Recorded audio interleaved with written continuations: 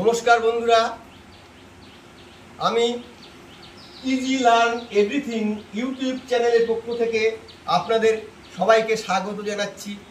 আজ আরও একটি ভিন্ন স্বাদের ভিডিও আপনাদেরকে উপহার দিতে চলেছি।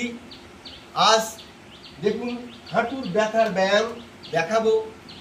যাদের অল্প ব্যথা, বেশি ব্যথা বা যাদের একদমই ব্যথা নেই, তারা কিন্তু এই ব্যায়ামটা বাড়িতে একবার হলেও ট্রাই করবেন।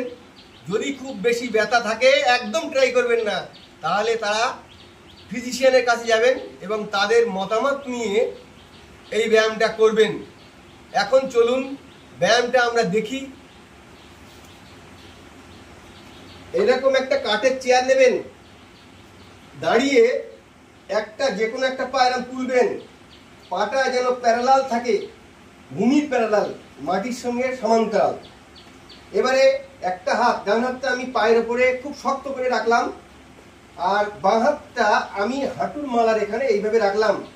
হাঁটুটাকে আমি আমার বাঁ দিকে ঠেলবো, হাতটাকে আমি ডান দিকে ঠেলবো, কিন্তু পাটা কিন্তু সোজা থাকবে, নড়বে না। দেখুন আমি এই ধরেছি।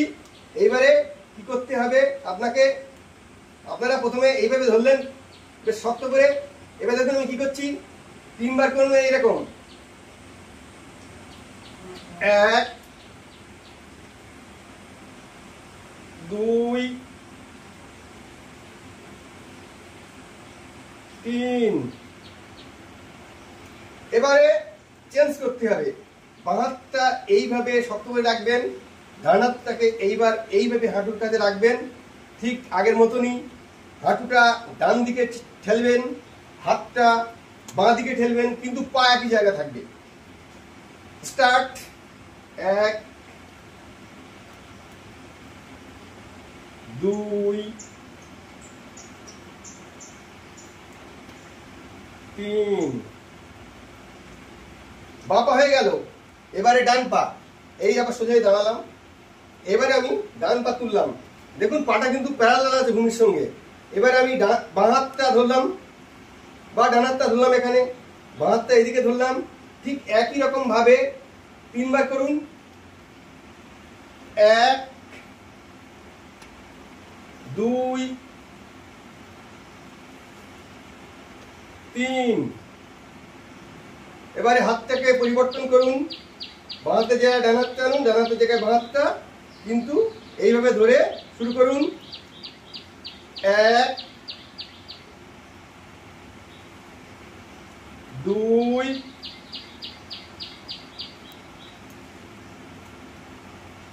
3। এবারে দাঁড়ান। এবারে যদি অনুভব করেন খুব ব্যথা লাগছে, যন্ত্রণা বেড়ে গেছে, তাহলে কিন্তু আপনার জন্য এই ব্যায়ামটি নয়। আপনাকে ডাক্তারবাবুর পরামর্শ নিতে হবে। সুস্থ লোকেরা এই ব্যায়ামটি করবেন, করে যখন হাঁটবেন তখন দেখবেন পা আগের চাইতেও অনেকটা ইজি লাগছে।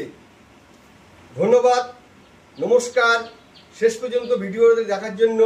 যদি আমার এই ভিডিও আপনাদের ভালো লাগে তাহলে ভিডিওটাকে অবশ্যই সাবস্ক্রাইব করবেন, অনেক অনেক শেয়ার, লাইক, কমেন্ট করে আমাকে পরামর্শ দিয়ে উৎসাহিত করবেন। নমস্কার, ধন্যবাদ সবাইকে।